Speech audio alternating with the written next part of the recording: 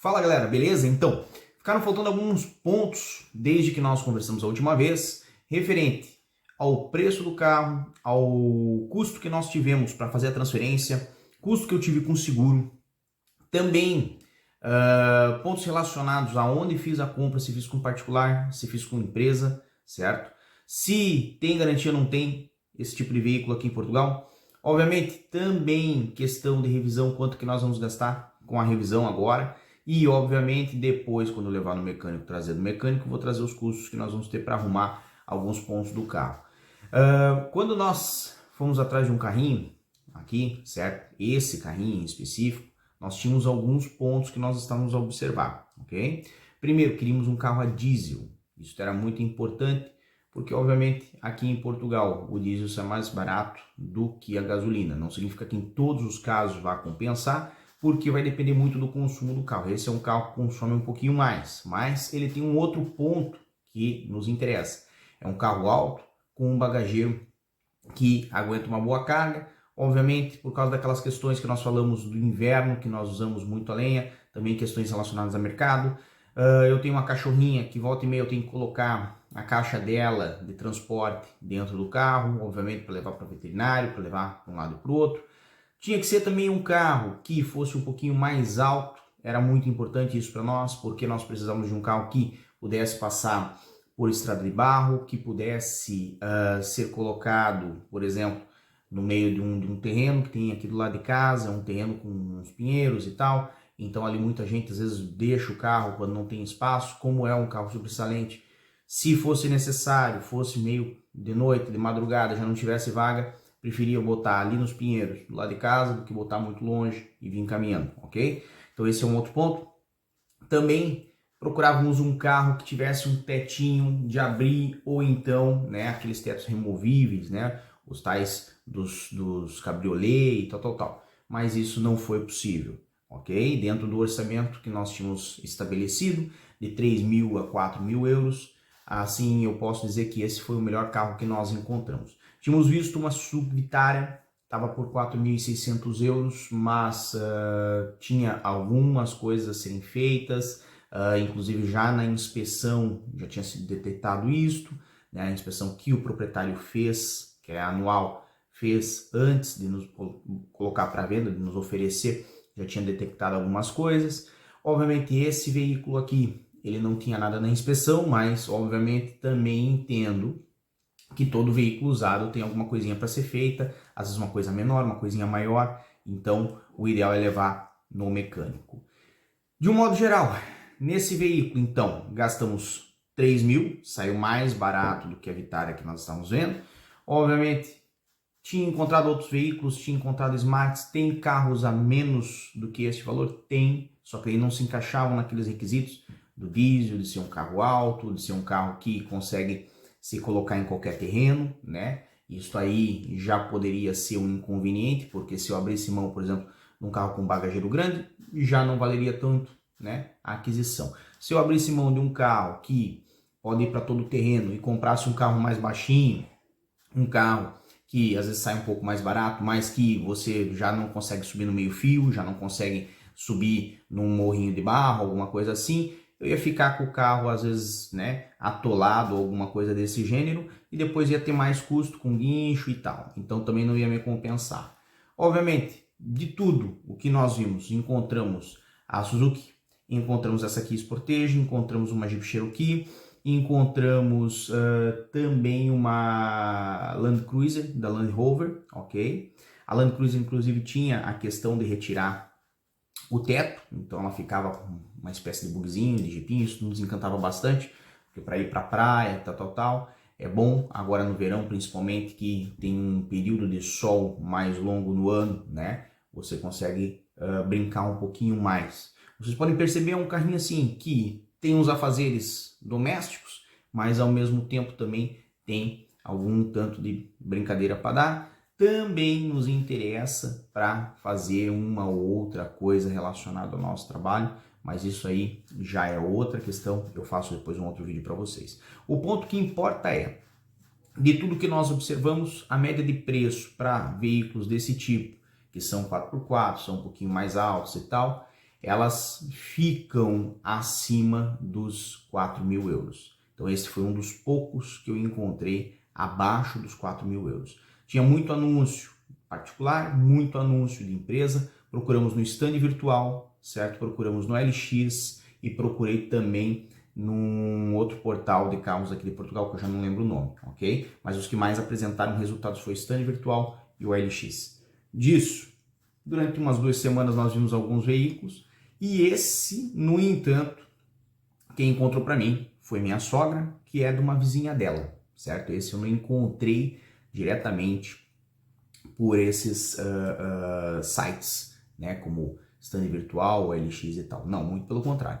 Foi a minha sogra, que sabia que eu estava à procura de um veículo desse gênero, falou, olha, minha vizinha tem um, tá parado, tá com os pneus murchos na frente de casa, tem até teia de aranha em cima do veículo, você não quer dar uma olhada? Eu falei assim, não, eu vou dar uma conversada com ela, vou dar uma olhada, se tiver batendo a chave no motor, para mim é o que me importa.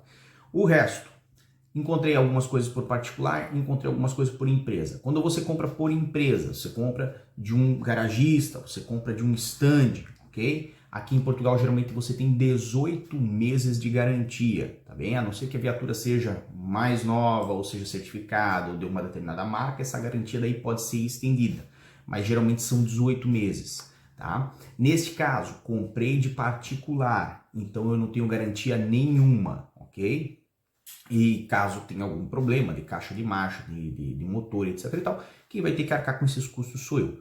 A transferências nós fizemos rapidinho, foi na notária, certo? Advogados também podem fazer transferência, mas não faria sentido eu fazer a transferência do veículo que eu estava comprando, porque obviamente, né, eu sou advogado, posso fazer, mas não faz sentido, ok? Então o que eu fiz? Fui numa notária, perto aqui de casa, que eu já conheço. Ela fez todo o procedimento da transferência, foi bem rapidinho, paguei 88 euros, certo? Para fazer a transferência, com todos os impostos, com todas as taxas, com tudo, certo? Não precisei ir ao IMT, não precisei me incomodar com nada disso, porque ela fez isso eletronicamente. Eu também poderia ter feito diretamente no IMT, seria um pouquinho mais barato, mas talvez levaria um pouquinho mais de tempo, porque você tem que pegar senha e etc e tal, tá? Tem que agendar e é um pouquinho mais complicado. Também tem mais volume de gente. Disso, o que eu fiz até agora no veículo? Comprei ali um cheirinho para colocar dentro, mandei lavar, porque o carro realmente estava assim, cheio de areia. Quando nós ligamos o ar-condicionado, saiu areia de dentro do ar-condicionado, então assim, ele estava realmente bem sujo, certo? Disso, ainda mandei também colocar, não sei se vocês viram no vídeo anterior, umas telinhas que tem na parte de trás para segurar um pouquinho o sol e também aquele espelhadinho na frente para segurar o sol, certo? Fora isso, mais nada. Tivemos também o custo de 308 euros com seguro obrigatório, ok? Não é um seguro que cobre muita coisa, ele cobre mesmo o que é essencial, mas se torna um seguro mais caro porque é um carro mais antigo e é um carro do tipo todo terreno, ok? Dependendo do veículo, o seguro você vai ter um custo aí de 100 euros, 200 euros, 300 euros, 400, 500, 600, ok? Então o seguro pode subir, inclusive, mais do que este valor. Neste veículo em específico, que é um Kia Sportage, ano 2000, com a seguradora que eu costumo fazer, ficou o seguro anual a 308 euros. Por que eu estou trazendo esse preço aqui? Porque muita gente que vem para Portugal esquece que tem que pagar seguro, que é obrigatório ter seguro para poder circular aqui em Portugal. Se você não tiver com seguro e estiver circulando com o veículo ou ele estiver numa via pública, você pode tomar uma multa, ter o veículo rebocado também, tá bem? Tem outro ponto. Então, além dos custos do veículo, foram 3.000 mais 308, 3.308 que foi com o seguro, mais a questão da transferência foi 88, então já temos aí 3.400 euros. O resto, aqueles pequenos detalhezinhos ali, eu não estou incluindo. Botei um combustível nele, certo? Botei um pouquinho de diesel, foram 24 euros de diesel, mas isso aí só funcionou para dar um respiro para o carro, tá? Porque basicamente o carro encheu aí 1/4 de tanque com 24 euros de combustível. Então você percebe que se foi 1/4 de tanque, um tanque inteiro, vai próximo dos 100 euros, tá bem? E disso aí agora vou lá na mecânica, porque eu já estou sentindo alguns detalhes no carro que acredito que precisa de um ajuste, certo? Detalhes mecânicos mesmo, certo? Não estou falando nada estético, vocês perceberam que o carro tem ali alguns detalhezinhos de pintura e tal, umas coisinhas assim para fazer, mas detalhes mecânicos que eu acredito que precisam de um pouquinho de atenção. Disso, depois eu vou fazer um outro vídeo para vocês, trazer os custos também relacionados à questão mecânica. Mas disso aqui, o que nós podemos já tirar hoje é que é bem rapidinho você fazer a compra de um carro. Tanto que não precisei nem de contrato. A gente concordou verbalmente no valor, fizemos a transferência no mesmo ato, mandei ali a transferência do valor de 3.000 euros para a conta dela, ok? E isso já serviu como quitação de pagamento. Obviamente, se você quer comprar um carro aqui em Portugal, não conhece os veículos e tal, às vezes compensa ir num stand, porque você tem a garantia.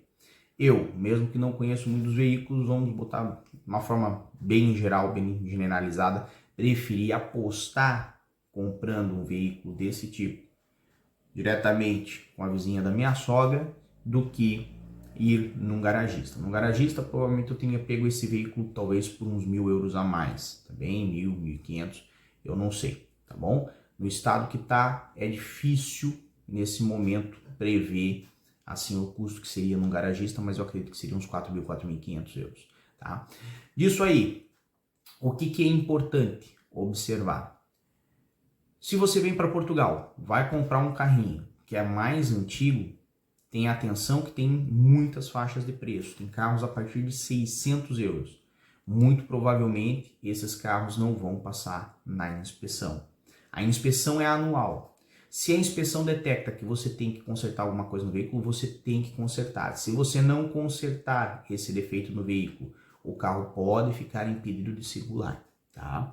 Então tenha bastante atenção a isso para não se incomodar. Por enquanto é só, daqui a pouco eu estou de volta, tá? E a gente vai falar mais custos que eu vou ter com esse carro. Mas a nossa continha por enquanto fechou em 3.400 euros. Um abraço.